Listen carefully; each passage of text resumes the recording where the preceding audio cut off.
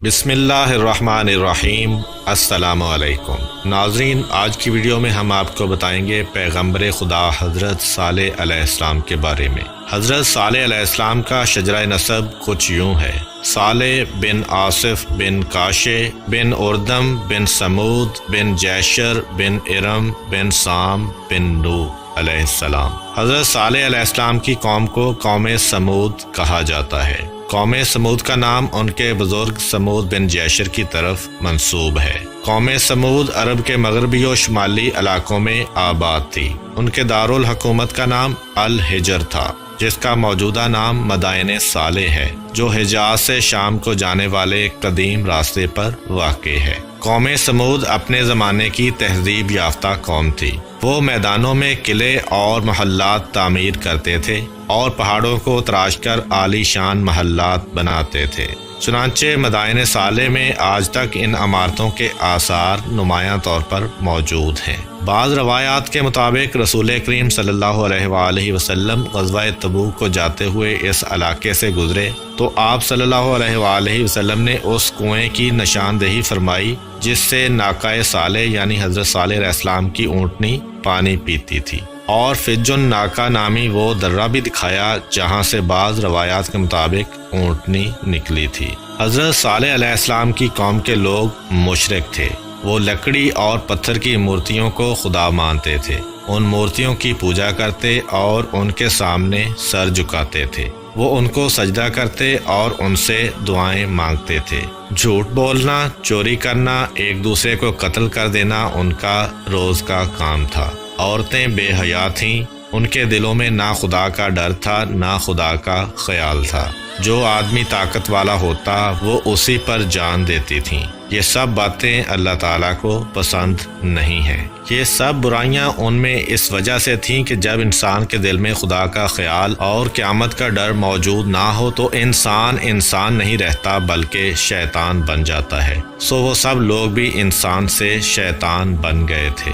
مگر انہی شیطانوں کے درمیان ایک بزرگ ایسے تھے جو ہر برائی سے نفرت کرتے تھے۔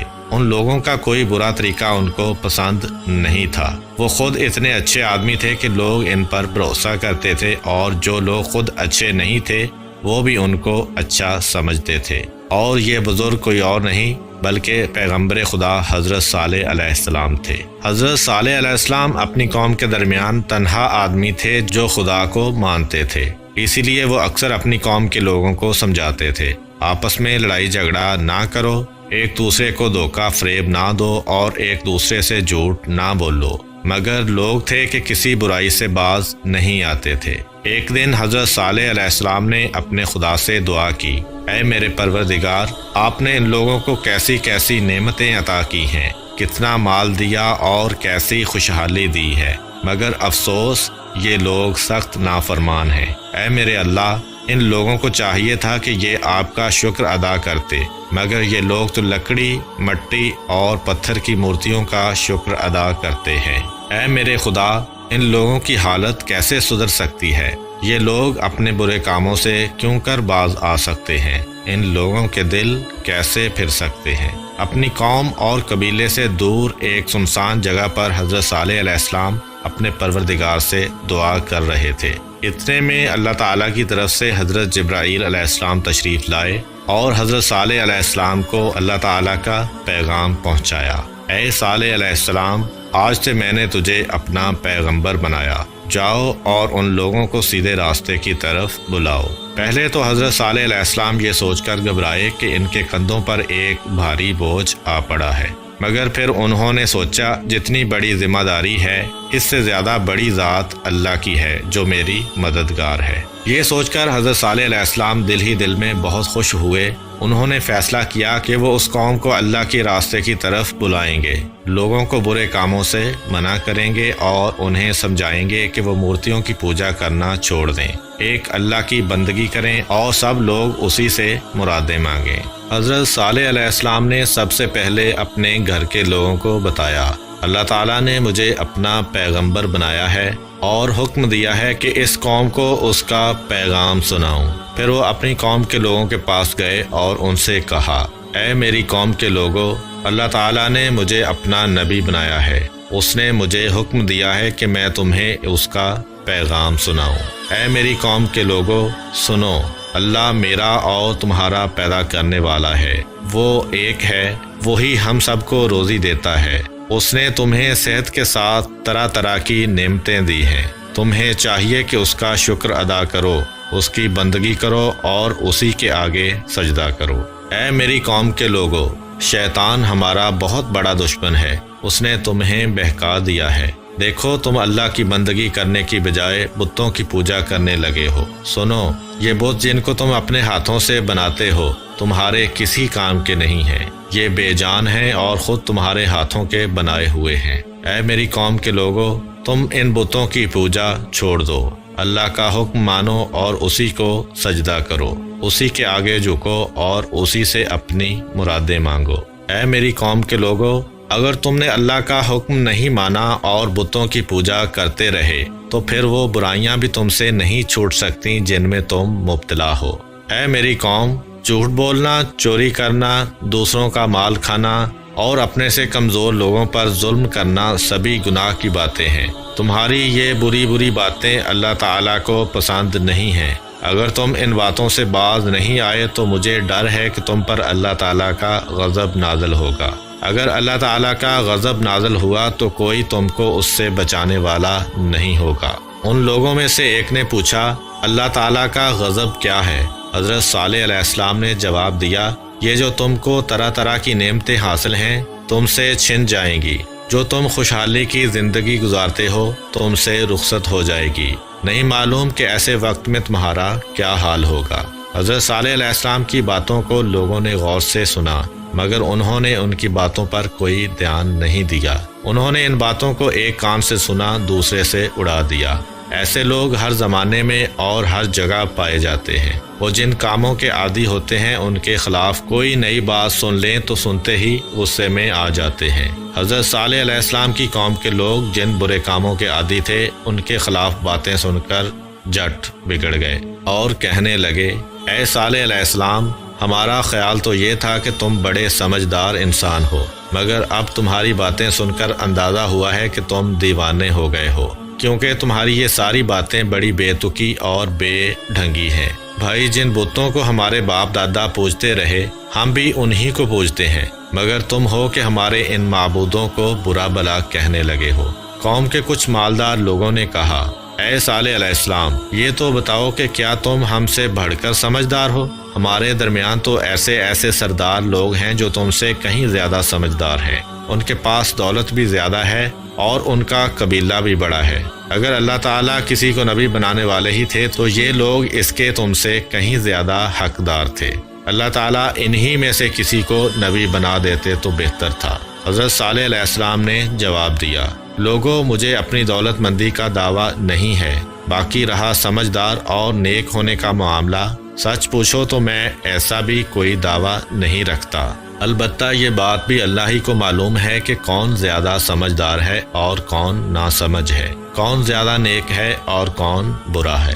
لوگوں، میں تو کوئی دعویٰ اپنی طرف سے نہیں کرتا، اللہ تعالیٰ نے مجھے نبی بنایا ہے اور اسی نے حکم دیا ہے کہ میں تمہیں اس کا پیغام سناؤں۔ سچ تو یہ ہے کہ اللہ ہی کو اس بات کا بھی اختیار ہے کہ وہ جس کو چاہے نبی بنائے۔ اس نے مجھے جو حکم دیا ہے میں اس پر عمل کر رہا ہوں۔ اب یہ تمہارا کام ہے کہ تم میری بات مان لو کہ جس میں تمہاری ہی بلائی ہے، اگر نہ چاہو تو نہ مانو، مگر اس میں تمہاری کوئی بلائی نہیں۔ قوم کے لوگوں نے کہا، اے صالح علیہ السلام، ہم تمہاری بات ماننے کو تیار نہیں ہیں، تم اصل میں ہم پر سرداری کرنا چاہتے ہو اور ہمیں دھوکہ دینے کے لیے یہ دعویٰ لے کر آئے ہو کہ اللہ تعالیٰ نے تمہیں اپنا نبی بنایا ہے۔ نہ ہم تم کو اپنا سردار بنانے کو تیار ہیں اور نہ تمہیں اپنا نبی ماننے کو تیار ہیں۔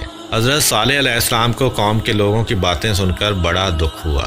انہوں نے پھر بھی ہمت نہ ہاری اور ان کے جواب میں کہا، اے میری قوم کے لوگوں، تم بڑے ناسمجھ ہو، بھلا میں تم سے کب کچھ مانگتا ہوں؟ نہ مجھے مال و خزانہ چاہیے، نہ مجھے سرداری چاہیے، مجھے اس بات کی بھی خواہش نہیں کہ میں تم پر اپنا حکم چلاؤں۔ میں تو اپنے آپ کو تمہارا خدمت گزار جانتا ہوں اور تمہاری وہ خدمت بجا لانا چاہتا ہوں جس کا حکم مجھے اللہ تعالیٰ نے دیا ہے۔ سنو، مجھے ٹھیک ٹھیک پہچاننے کی کوشش کرو، میں تم سے کوئی لالچ نہیں رکھتا، میں تمہاری بھلائی چاہتا ہوں اور اپنے رب سے دعا کرتا ہوں کہ وہ تمہیں صحیح راستے پر چلنے کی توفیق دے تاکہ تم دنیا اور آخرت میں سرخرو ہو جاؤ۔ حضرت صالح علیہ السلام کی باتیں سن کر تھوڑے سے لوگ ان پر ایمان لے آئے، مگر بڑے بڑے سردار ان کے بالکل خلاف ہو گئے۔ پھر بھی حضرت صالح علیہ السلام نا امید نہ ہوئے اور انہوں نے اپنا کام جاری رکھا۔ وہ بڑے خلوص اور محبت کے ساتھ لوگوں کو سمجھاتے رہے، مگر جتنا انہوں نے سمجھایا قوم کے بڑے بڑے سردار اتنے ہی ان کے دشمن ہو گئے۔ آخرکار انہوں نے حضرت صالح علیہ السلام سے کہا، اے صالح علیہ السلام، اگر تم واقعی اللہ کے نبی ہو تو اس کی کوئی نشانی دکھاؤ۔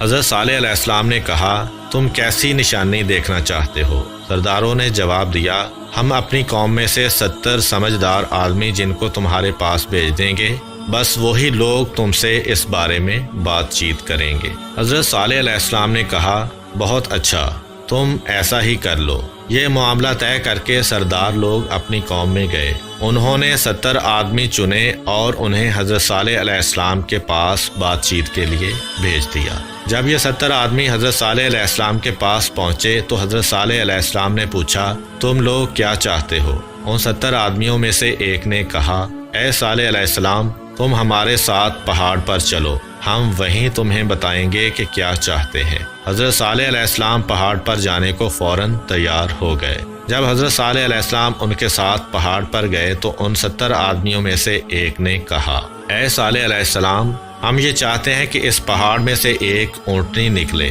اس اونٹنی کا رنگ لال ہو، اس کے بدن پر گھنے بال ہوں اور اس کے پیٹ میں 10 مہینے کا بچہ بھی ہو۔ حضرت صالح علیہ السلام نے پوچھا، اگر ایسا ہو گیا تو تم کیا کرو گے؟ 70 آدمیوں نے اقرار کیا کہ اگر ایسا ہو گیا تو وہ اور ان کی پوری قوم ایمان لے آئے گی۔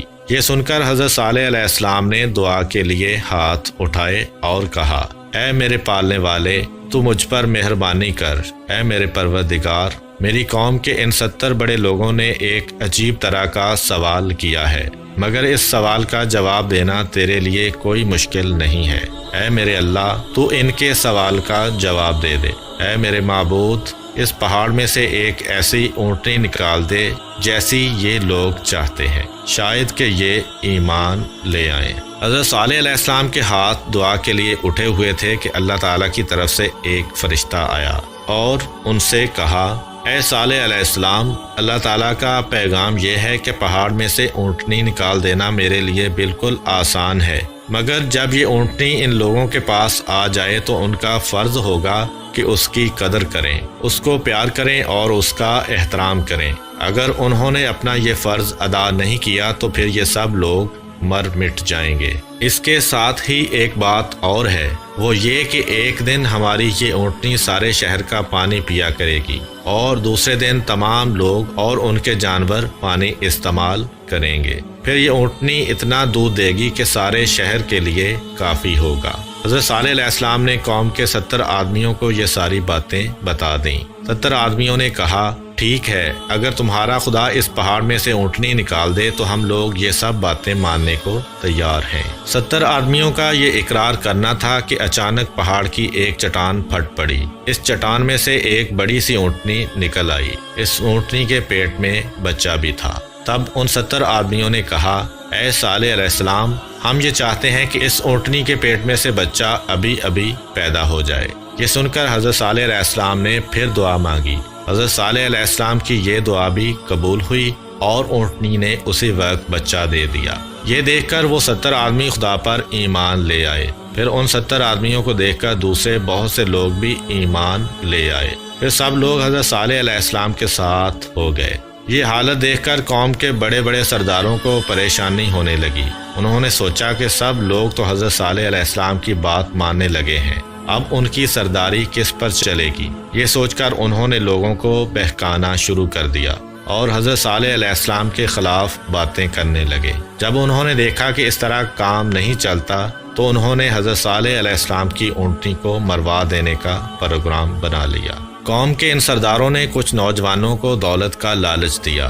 ان سے کہا کہ اگر وہ اونٹنی کو مار ڈالیں تو پھر جتنی دولت مانگیں گے ان کو دی جائے گی۔ روایت میں ملتا ہے کہ ان نوجوانوں کے سرغنہ کا نام کیدار تھا۔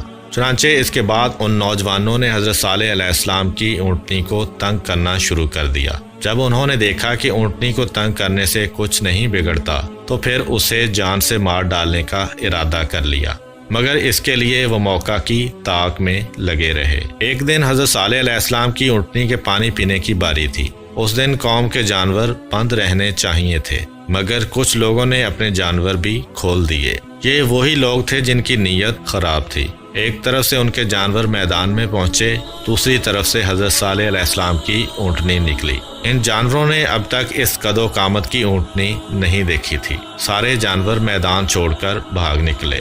اب دشمنوں کو بڑا طیش آیا اور اونٹنی کو مار ڈالنے کا ایک بہانہ بھی مل گیا۔ پھر بھی اس دن کوئی واقعہ نہیں ہوا۔ قوم کے سرداروں نے لالچی جوانوں کو پھر بہکایا اور انہیں غیرت دلائی۔ اس کے ساتھ ہی لالچ بھی دیا تاکہ وہ کسی نہ کسی طرح اونٹنی کو مار ڈالیں۔ ایک دن حضرت صالح علیہ السلام کی اونٹنی گھاس چر رہی تھی۔ اس وقت وہ نوجوان وہاں پہنچے اور ایک درخت کی آڑ میں چھپ کر بیٹھ گئے۔ ان نوجوانوں میں سے ایک کے ہاتھ میں نیزہ، دوسرے کے ہاتھ میں تیر کمان اور تیسرے کے ہاتھ میں تلوار تھی۔ تیر کمان والے نوجوان نے ایک تیر پھینک دیا۔ یہ تیر حضرت صالح علیہ السلام کی اونٹنی کی ٹانگ میں لگا۔ دوسرا آدمی دوڑ کر پہنچا اور اس نے اپنا نیزہ اونٹنی کی ران میں مارا اور نیزے کے زخم سے اونٹنی زمین پر گر گئی۔ تیسرے آدمی نے دوڑ کر اونٹنی کے سینے پر تلوار چلا دی۔ یہ تینوں وار بھرپور تھے۔ ان سے اونٹنی اپنے خون میں نہا گئی۔ ظالموں نے اس پر بس نہیں کیا بلکہ اونٹنی کی ٹانگیں بھی کاٹ دیں۔ وہ یہ کارروائی کرنے کے بعد وہاں سے بھاگ گئے۔ حضرت صالح علیہ السلام کو جلد ہی کسی نے بتایا، اے صالح علیہ السلام، تمہاری اونٹنی کو کسی نے مار ڈالا ہے۔ یہ سن کر حضرت صالح علیہ السلام میدان کی طرف گئے۔ وہاں انہوں نے اپنی آنکھوں دیکھ لیا کہ ان کی اونٹنی خون میں لت پت ہے اور اس کی سانس ختم ہو گئی ہے۔ اس کی ٹانگیں کٹی ہوئی ہیں اور اس کی ران اور سینہ چھدا ہوا ہے۔ حضرت صالح علیہ السلام کافی دیر تک کھڑے اپنی اونٹنی کو دیکھتے رہے، پھر بڑے دکھی دل کے ساتھ آہستہ آہستہ اپنے گھر کی طرف روانہ ہوئے۔ راستے میں ان کو وہ لالچی نوجوان ملے۔ انہوں نے حضرت صالح علیہ السلام سے کہا، اے صالح علیہ السلام، ہم نے تمہاری اونٹنی کو مار ڈالا ہے، مگر تم تو کہتے تھے کہ کوئی آدمی اس اونٹنی کو نہ مارے ورنہ اللہ کا عذاب نازل ہوگا، پھر کہاں گیا وہ عذاب؟ حضرت صالح علیہ السلام نے جواب دیا، اتنی جلدی؟ لوگوں نے مذاق اڑایا، اچھا تو دیر سے عذاب آئے گا؟ حضرت صالح علیہ السلام نے جواب دیا، بس 3 دن۔ کیا ہوگا 3 دن میں؟ ظالموں، ہم نے تمہیں کتنا سمجھایا کہ ہوش کے ناخن لو، یہ اللہ کی اونٹنی ہے، کوئی کھیل تماشا نہیں ہے، مگر تم پر میری باتوں کا کوئی اثر نہیں ہوا۔ اب اللہ کا وعدہ پورا ہو کر رہے گا اور اسے کوئی روک نہیں سکتا۔ بے شک 3 دن میں تمہارا نام و نشان مٹ جائے گا۔ لوگوں نے اب بھی حضرت صالح علیہ السلام کی باتوں کا مذاق ہی اڑایا۔ ادھر حضرت صالح علیہ السلام اپنی بات کر کے چل دیے۔ کسی نے کہا، صالح علیہ السلام پہلے بھی دیوانہ تھا، اب بھی دیوانہ ہے۔ کسی نے کہا، جھوٹ موٹ کی باتیں بناتا ہے۔ کسی نے کہا، مزہ تو تب آئے گا جب 3 دن گزر جائیں گے اور اس کے خدا کی طرف سے کوئی عذاب نہیں آئے گا۔ آخرکار 1 دن گزر گیا اور لوگوں نے دیکھا کہ ان پر کوئی عذاب نہیں آیا۔ اس وجہ سے وہ اور بھی ڈھیٹ ہو گئے۔ انہوں نے آپس میں بات کر لی کہ وہ حضرت صالح علیہ السلام کو بھی شہید کر دیں گے۔ دوسرا دن بھی گزر گیا اور کوئی عذاب نازل نہیں ہوا۔ ظالموں نے سوچا، سچ مچ حضرت صالح علیہ السلام کی بات غلط ہے، مگر آخرکار تیسرا دن ان کی ہلاکت کا سامان لے کر آ پہنچا۔ دن کا وقت اچانک رات کا وقت بن گیا تھا۔ صبح کا وقت تھا اور بس سورج نکلا ہی تھا کہ یوں سمجھو وہ غائب ہو گیا۔ پھر چاروں طرف اندھیرا ہی اندھیرا چھا گیا۔ یہ اندھیرا اور گہرا ہوتا چلا گیا۔ کچھ پتہ نہیں چلتا تھا کہ آسمان کے بادل زیادہ سیاہ ہیں یا زمین پر پھیلا ہوا اندھیرا زیادہ سیاہ ہے۔ اچانک چاروں طرف لوگوں کی چیخ و پکار شروع ہو گئی اور جو آدمی جہاں تھا وہ وہیں رہ گیا۔ پھر اس زور سے بادل گرجنے لگے کہ کانوں کے پردے پھٹ گئے۔ بجلی کی کڑک چمک اور طوفان کا زور ایسا تھا کہ اندھیرے میں بھاگتے ہوئے آدمی اور جانور ایک دوسرے سے ٹکرا کر مرنے لگے۔ اس طوفان سے کوئی آدمی، کوئی جانور، کوئی مکان اور کوئی درخت سلامت نہیں رہا، اور جو کچھ بھی تھا وہ تباہ ہو کر رہ گیا۔